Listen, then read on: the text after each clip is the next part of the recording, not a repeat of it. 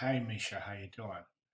Um, so I've got your cancel that because I want to get back to your writing. Here we are. This is really good, and in a lot of ways, I really week 6 is my favorite week, and this is my favorite part of the class. The students' final reflection, based on what they've done. I'm going to ask you to do one more reflection. I'm going to ask you to do one more course survey, but your final reflection on the class. And a lot of this to me is where the rubber meets the road in terms of being able to really define whether students have learned. And you can find out a lot in posts like this. And I really appreciate this because I think that you've full on understood where I've been guiding you. I think that you've successfully gone there without me, you know, pointing the exact direction, which I don't like to do.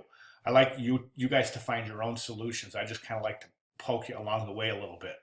So this is really cool that you put this together and said, all right, this guy's saying this and it's making sense to me, so I'm going to change it. And that's where the learning starts, and that's where you really understand it.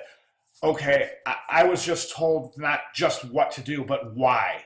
So now you're able to look at it and say, all right, I get it, why I was doing it wrong or why I was doing it the way I was doing it, and why now it's done this way. And a perfect example is the simplicity and of the layer structure and the importance of maintaining editability, not only for your own sake, but come one day you're going to be in the studio and you're going to have to hand your Photoshop document off to a fellow designer because maybe you're sick one day and the work has to continue. Maybe you've been assigned a different project.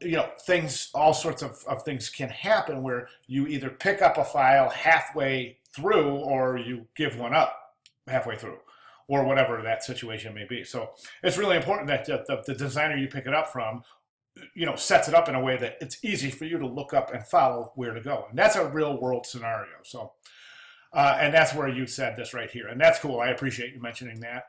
So you're welcome for the feedback and guidelines. No worries, of course. I'm going to give you a course survey, and hopefully you can take that.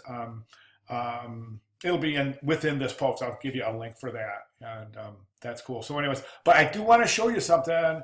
You didn't post your Photoshop document here in week 6. See, it's not there.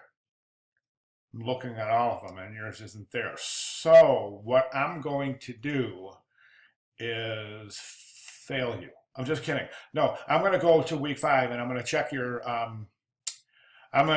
week there and just look at that proficiency as a mirror image of the proficiency of what the final would be like had you remembered, or maybe you're in the middle of doing it right now. I don't know. But at any point, I got to get my grades in. So I'm going to look at past proficiency as a good reflection of proficiency of this project. So that way everything's, cool, and, nobody's getting overlooked here. Nothing's getting overlooked for ridiculous reasons, like forgetting to, I'm cool with that. So anyway, that's where I'm at. As far as the project itself, look, it's come a long way.